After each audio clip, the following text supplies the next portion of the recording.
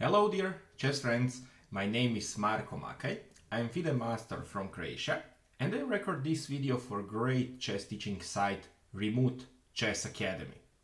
The topic for our today lesson will be the opening, and especially here today I will try to explain you as much as I can about the Sicilian Sveshnikov or even the Laskar variation.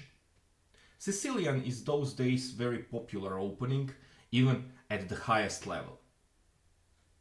It's very aggressive, especially Sveshnikov, opening where black doesn't want really to fight only for the equality. With Sicilian, especially Sveshnikov, you want to start fight for the initiative right from the opening, right from the start. Now, because white is first on the move and he has the option to choose the variation, sometimes white doesn't even want to play the open lines in the Sicilian because he knows that he can win but also lose the game very easily. Nevertheless, I will try to explain you today basic things about the Sveshnikov. And also I will try to explain you the ideas and the plans behind this opening. So let's start with first moves e4, c5, knight f3, knight c6. Here for instance I can try to play c3 and choose the Alapin, not if he doesn't want to play such an openings as the Sveshnikov, or even bishop to b5, that will be the Rossolimo line, which is also more positional but attractive attacking position. Okay. Here after d4, c takes on d4, knight takes on d4, knight f6, knight c3, and now e5, we reach somehow the position from the Sveshnikov. Here, white can deviate from the main line of Sveshnikov, which is knight d to b5, but today I want to show you really the main line, the ideas behind the main lines, and especially main line with positional aspect, if white wants to play positionally, not only the aggressive attacking position. So, of course, knight d to b5 is the main line because now white wants to take over the initiative in the center, especially on d5 and d6 squares. Because here, white mainly have some kind of the advantage in the center. Black structure is after knight d to b5 and d6, of course. Black doesn't want to get white chance to check him on d6 and give this dark square bishop from f8. And now after d6 we have the position where white has also more than one approach, but bishop g5 is the most aggressive one and basically even the positional, because if you try to see this position, you can see that mainly what white wants to do is take over the advantage over d5 square. In fundamental style of white, or the idea is just to take this knight from f6 and then to occupy this square on d5.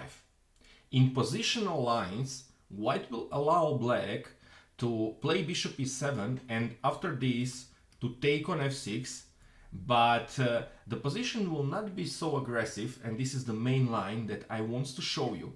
But the second line that white also can try to play here is at some stage take on f6, but let's go one move by move. a6 is black idea, just to try to get this knight out of b5. Knight goes to a3 and now b5. And now, as we mentioned before, white has two main lines. First line is the line that I will try to explain you here, knight to d5, and the second one is bishop take on f6. Now, where is the difference between those two lines?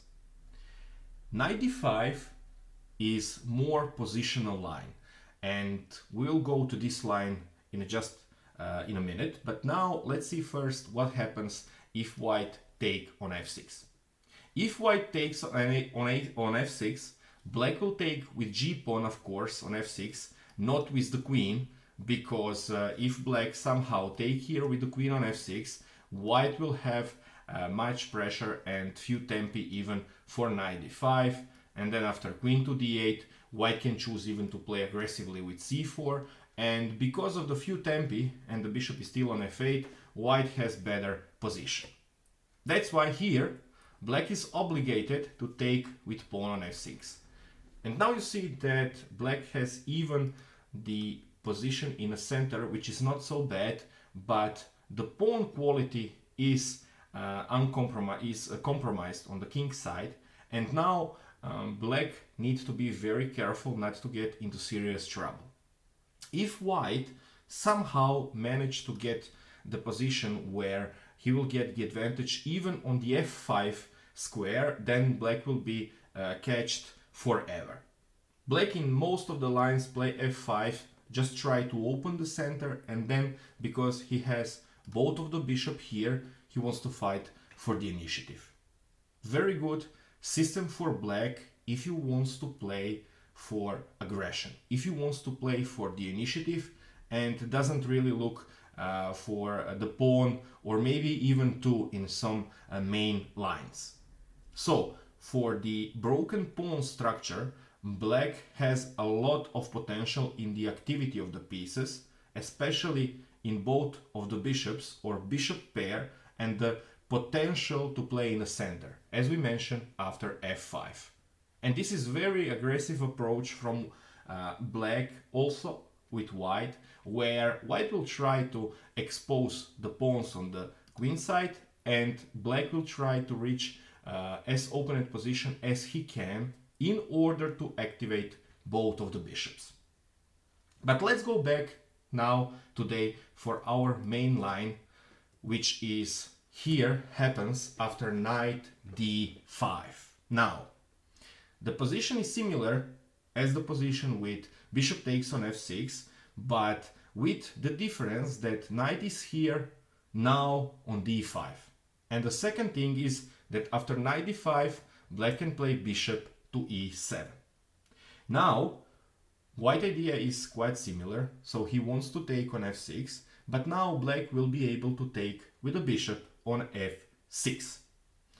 You can see that in the line before and in this line, white play very positionally, just trying to get the advantage over the d5 square.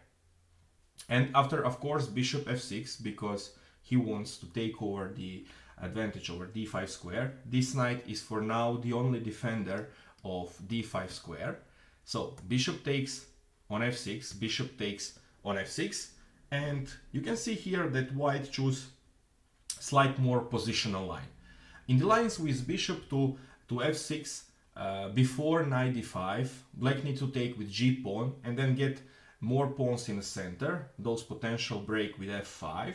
But here white just take on f6, allow black to take with bishop on f6, just in order not to open the position so fast, especially white doesn't want to get black the option to play f5 so fast, and because of this black doesn't have so much of the activity or the initiative even in the center. But black also here has bishop pair, and here in this position white will mainly aiming to play against those somehow exposed pawns on the queen side, and he will always try to connect this with the plane in center, because d5 is for now great outpost for this knight on d5, and here this knight looks like the best piece on a table, because he mainly controls all of the wild squares, and he has a lot of activity on d5 in the center of the board. Now, what black get for this? Here, black get very stable position in the center, because e5, e4 pawns control, with pawns, white control 2 squares, black control 2 squares, so it's approximately equal. For those pawns on the queen side, black get extra nice bishop pair, and also potential to play in the center in order to create some counter chances, maybe even with the attack on the white king. But let's go move by move. Here, of course, white is on the move, and he wants to show black what he really wants to do. Here, mainly, white once again have two plans. The first plan is related with move c4, and this is somehow a more aggressive approach, which is, in my view, better for white when he play bishop takes on f6, because then he really wants to start to fight for those exposed pawns immediately on the queen side. It's not bad move, but in my opinion, black will not get here any kind of the problems after b4, for instance, and then knight c2 and castle, because knight b4 is for now out of the question, because black can play after knight b4, black always can play queen a5, and then white needs to show how he will defend all of those weaknesses on the queen side. And also, not something that black needs to do is, especially here, queen a5, he also can just take on b4, and after queen b4 to play queen b6. Even this is very natural scheme where black has plenty of activity for those pawns which will be taken in view of the pawn from b2. So the second most or more promising line in my view is for white to play c3. Now, why so c3? Why c3 is the question that is very easily explained in positional style. So black first occupy d5 square, and now he wants to get in the game the only piece that is out of the game for now, and this is the knight from a3. So after c3, white wants to get knight on c2 and then knight on b4, or even knight to e3. All those plans are also connected and attracted with moves later as a4. Basically everything what white wants to do is to get some kind of the advantage over those exposed b5 and a6 pawns. Now, what really here is the plan for black? What black wants to do? Black has here, in my opinion, 2 or 3 very interesting lines that he can play. I try to play here even the moves as knight to e7, which is slightly not standard, but gives black some kind of the positions where you need to know mainly what do you playing for. And in those lines, I believe black is slightly worse, but they are playable, especially if you are well prepared. Here today, I want to show you the line that I believe completely equalize, and I believe this is the best way how to play with black those kind of the positions. So after c3, the move is bishop to g5. Why bishop to g5? First, this bishop from f6 is attacked by the knight on d5. Bishop g5 is also not only to get away from this attacking possibility from white knight, he also play on this vital diagonal h6 c1, and in some position he'll be piece which will take the knight, for instance, on e3 when this knight reach the e3 square from a3. Now white also have few choices. The choice and really the plan that is also very easy find, and which I also tried to explain you a few minutes ago, is the plan with knight to c2. The other plan is, for instance, g3. It looks like very natural plan, but in my view it's not the best one, because white somehow misplayed this light square bishop. If you look at the position and if you understand the basic line here, or the basic idea that white introduced here after knight d5, is to play against those somehow exposed pawns on the queen side. When white get this bishop to g2, this bishop will be out of the play from the queen side. And then also the next thing is that after, for instance, rook b8 and knight c2, this bishop will somehow get in the pawn on e4, and he doesn't have any kind of real attacking chances almost ever. So I will try to get out of this line because I believe black is completely equal after knight c2 and then very aggressive approach as a5. Now both of those pawns really are not so exposed anymore, and even b4 break is here possible for black. So I don't think that white get any kind of the advantage here. So I believe that white doesn't need to get away this g3 square and play bishop g2. He can play knight to c2. Very standard idea. Rook b8 is the black answer, which is very, very nice here.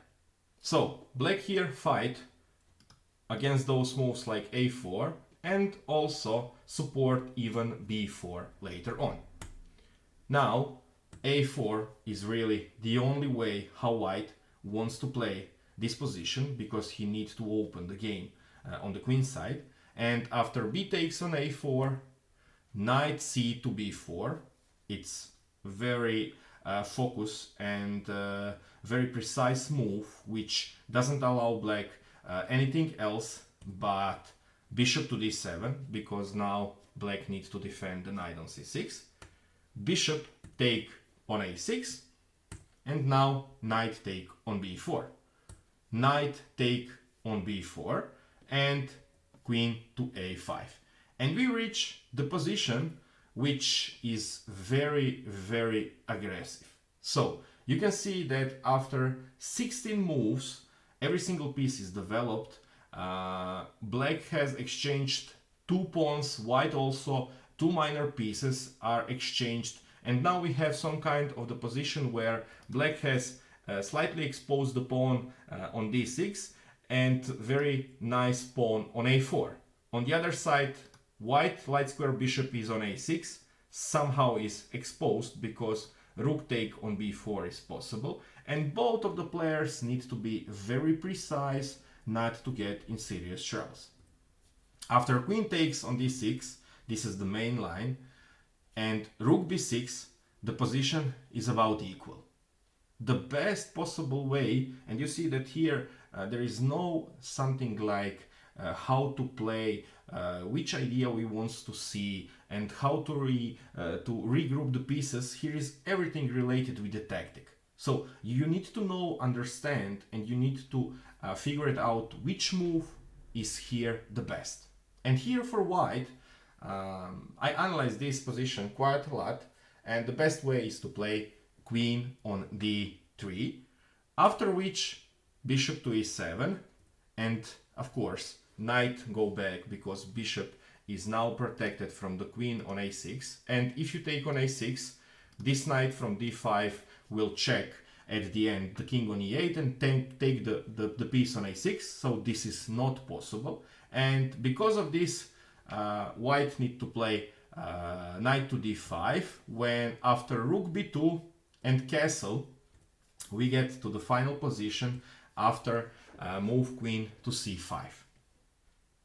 So this is the move order, or the position which arrived after 20 moves, and here we can say that the position is about equal. Black king is for now slightly exposed on e8, but black has the bishop pair and very strong pawn on a4, which give him enough potential to have very equal position. Now, what we can tell as the conclusion of this great and aggressive line as the Sveshnikov is. So first, if you play with black, you doesn't need to be, let's say,